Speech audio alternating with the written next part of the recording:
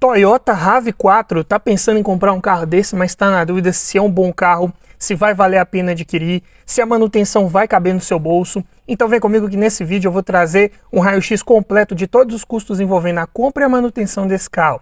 Vamos falar de documentação, seguro, lista de equipamentos, parte mecânica, pontos positivos e negativos, tudo em detalhes. Então se já gostou do tema, não esquece de deixar aquele like no começo do vídeo para fortalecer o canal. Se inscreva se ainda não for inscrito. Eu sou o Paulo Silva e esse é o Bate-Papo Automotivo.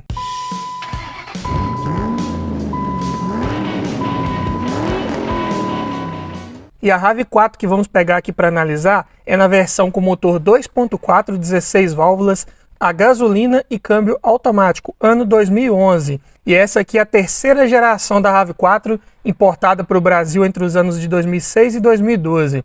E vamos começar falando aqui dos custos envolvendo a compra de um veículo desse. E todos os preços que eu disser nesse vídeo foram cotados em março de 2022, começando pela tabela da KBB, que para esse vídeo vai fazer referência a um veículo em bom estado de conservação, com a quilometragem média de 10 mil km rodados por ano e preço médio de venda particular, tá? Em R$ 55.493. Já a tabela FIPE, curiosamente, um pouco mais baixa, R$ 53.540, ou seja, isso quer dizer que, em média, esse carro está sendo negociado, vendido aí por vendedores particulares acima da FIPE. E uma vez adquirindo um veículo desse, você vai precisar fazer a transferência de propriedade dele para o seu nome. E a taxa de transferência de propriedade esse ano está em R$ 233,74. E você também vai precisar colocar as placas Mercosul, se esse carro já não tiver instaladas e você estiver adquirindo ele de outro município. Em média, aqui na minha região, está R$ 300. Então, já no ato da compra, considerando aqui tabela FIPE, você vai desembolsar R$ 54.073,74. E como que são os custos para você mantê-lo por ano com relação a documentos? Falando aqui primeiro de IPVA, que aqui em Minas está sendo recolhido aproximadamente 4% da tabela FIPE, mas não desse ano, e sim do ano passado, mais precisamente janeiro de 2021. É uma medida excepcional que o governo do estado aqui está tomando para não repassar todo aquele aumento que teve aí nos valores de tabela dos carros aqui para o IPVA, né? Então, considerando o valor de FIPE aqui de janeiro de 2021, que era R$ 43.395, 4% desse valor vai dar R$ 1.735,80. Falando agora em taxa de licenciamento, aqui também no meu estado, está em R$ 135,95. Seguro, considerando aqui uma média de 5% da tabela FIPE, para fazermos um comparativo mais justo com outros vídeos que já fiz aqui no canal, ficaria em R$ 2.677. Mas tenha em mente que a RAV4 pode ter um seguro até superior a esse valor. Existem vários relatos aí de seguro caro para esse carro, mas é claro que vai depender também da sua idade, da região que você mora, do uso que você faz desse carro, ou até mesmo se você já tem bônus de seguros anteriores que você já tenha feito. Então, tenha este número apenas como uma média.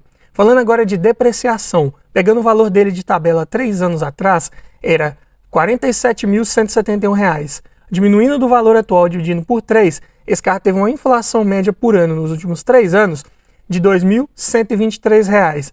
Em percentual dá 3,97%. Comparado com outros vídeos aí que eu fiz mais recentes aqui no canal, pode não parecer um percentual muito alto aí de inflação.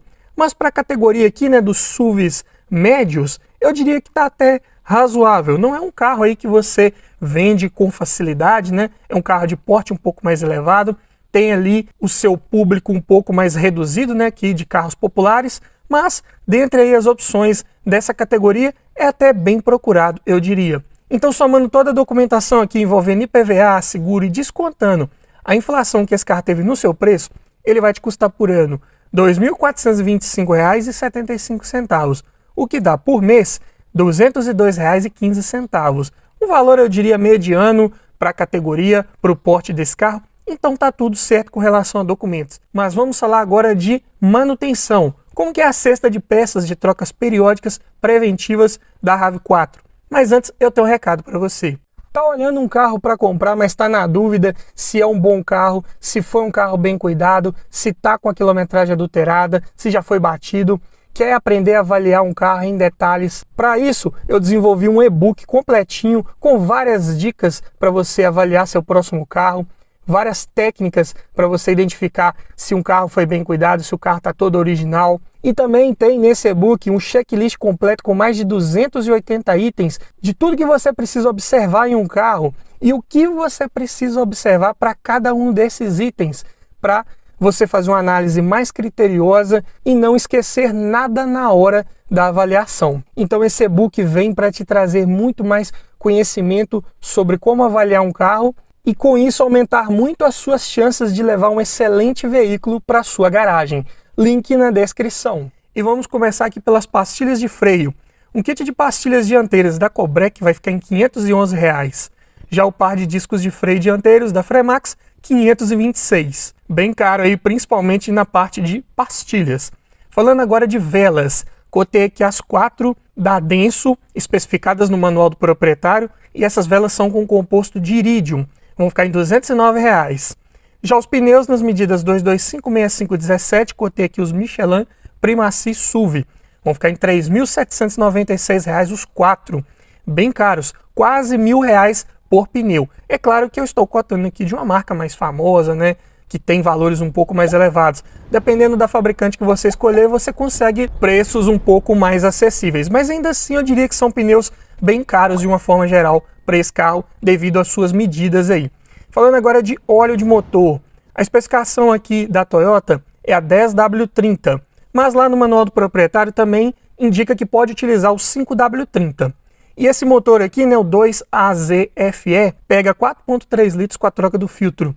Então cotei 5 litros de um Castrol Magnatec semissintético com API SL e na viscosidade 10W30. Vão ficar em R$ 207 os 5 litros. Falando agora de correia de acessórios da Gates, sem um tensor, só a correia, R$ 79. Já o kit de corrente de distribuição, que não vai entrar no somatório final de peças, pois não é um item de troca periódica preventivo, mas vou colocar aqui o valor apenas a título de curiosidade. Vai ficar em R$ 1.169, um kit da Takal. E esse é um kit que engloba um número um pouco maior de peças aí do que estamos acostumados a ver em outros vídeos aqui do canal. Nesse caso aqui vem 2 correntes, 5 polias, um tensor, 3 guias, um retentor e uma junta. Então até que dá para justificar um pouco esse preço mais elevado. Falando agora de filtros, todos da Japan Parts. Começando pelo filtro de ar do motor, R$ 77. Filtro de óleo, R$ 47. Filtro de combustível, R$ 729. Bem caro. É um filtro que trabalha interno ao tanque, mas mesmo assim está bem acima de vários concorrentes aí que utilizam uma tecnologia semelhante. E o filtro de cabine, R$ 33. Falando agora de amortecedores, os 4 da Caiaba, modelo XLG pressurizados a gás, vão ficar em R$ 1.816. Até que para o porte desse carro, eu diria que está na média. Mas falando agora da manutenção na transmissão automática, que pega uma boa quantidade de óleo, pega 8,1 litros, então você vai precisar comprar no mínimo 9 litros de óleo. E a especificação da Toyota aqui para esse óleo é a ATF-WS. E além do óleo, é bem interessante, é importante que você também faça a troca do filtro. Então, cotei aqui 9 litros de um óleo genuíno Toyota que atende à norma ATF-WS, mais um filtro e uma junta, ambos da Japan Parts. Todo esse kit vai ficar em R$ 1.706. Eu diria que também é um preço aqui um pouco mais elevado, uma vez que utiliza-se uma boa quantidade de óleo, coloquei um óleo genuíno aqui. E também você deve ficar atento porque aqui é o preço só de peças. Não estou falando aqui de valores de mão de obra, porque vai depender da forma como você vai fazer essa troca. Se for por gravidade, você vai gastar aí talvez apenas os 9 litros de óleo, vai ter uma mão de obra um pouco mais barata, mas é um processo que não vai limpar ali 100% daquele óleo velho, vai ficar um resíduozinho ali. O mais interessante, né, o mais correto seria a substituição por máquina, mas aí é um processo um pouco mais caro, tanto em mão de obra quanto em quantidade de óleo, porque a máquina não vai trabalhar vazia. Então talvez você vai gastar aí 50% a mais da capacidade total dessa transmissão aí com relação ao óleo. Então, algo para colocar na ponta da caneta e ficar atento, porque é uma manutenção um pouco mais elevada. E aqui nem estou falando da RAV4 com tração nas 4 rodas, que aí você teria que incluir a manutenção no diferencial traseiro e na caixa de transferência, que também exigem trocas preventivas periódicas do fluido. Então, um gasto a mais. Eu digo que se você não precisar da tração 4x4, não for encarar ali um off-road ali na maioria das vezes, eu digo que seria mais interessante pensar na tração apenas dianteira, pois você vai evitar um gasto extra, além de ter um carro um pouquinho mais leve e com consumo um pouco melhor de combustível. Fique ligado. Então, somando a cesta de peças aqui da RAV4, e é claro, não estou incluindo aqui o kit de corrente de distribuição, como já falei, vai ficar em R$ 9.736. Bem caro, eu diria, para manter um carro desse. Os vilões dessa lista aqui, como vocês puderam observar, são os pneus, os amortecedores e a troca do fluido da transmissão. De fato, não é barato de manter um carro desse aí. Tá quase batendo os R$ 10.000 aqui para nossa lista. Mas vamos falar agora de abastecimento. Quanto custa para encher o tanque desse carro, que tem uma capacidade de 60 litros e é movido apenas a gasolina? E a gasolina aqui na minha região está numa média de R$ 7,69 o litro. Então vai ficar em R$ 461,40 para encher esse tanque. E como que é o consumo? Dados de ficha técnica. Na cidade, esse carro faz 9,4 km por litro. Na estrada, 11,5. Até que para o peso do carro, para o porte, é um consumo até razoável, né? Motor 2.4 está condizente. Já em autonomia, com o tanque cheio na cidade, esse carro pode rodar 564 km. Se for na estrada, 690. É um tanque até adequado para o consumo desse carro, eu diria. Mas como que é a lista de equipamentos, né, dessa versão, diria, única da RAV4? Já vem equipado de série com direção elétrica, com ajuste de altura e profundidade, vidros, travas e retrovisores elétricos, sendo que os retrovisores têm rebatimento, alarme, roda de liga leve, ar-condicionado digital de 2 zonas, controlador de velocidade, retrovisor fotocrômico, duplo airbag frontal e ABS, cinto de 3 pontos e apoio de cabeça para todo mundo e faróis e lanternas de neblina. Eu diria que faltou aí pelo menos um computador de bordo, não é verdade? E o único opcional disponível seria a tração 4x4, como eu já falei. E o sistema de som é condizente com a data do projeto desse carro. Conta com CD, USB e comandos no volante. Falando agora de parte mecânica, não é? Esse motor 2AZFE, que nada mais é que um VVTi 2.4 16 válvulas, é um motor bem robusto, resistente aí da Toyota, todo em alumínio, com duplo comando de válvulas no cabeçote acionado por corrente e com variador de fase para o comando da admissão. É um motor de 170 cavalos e 22,8 kgfm de torque. Para um carro de 1.525 kg, bem pesado, a relação de peso-potência ainda fica em 9 kg por cavalo.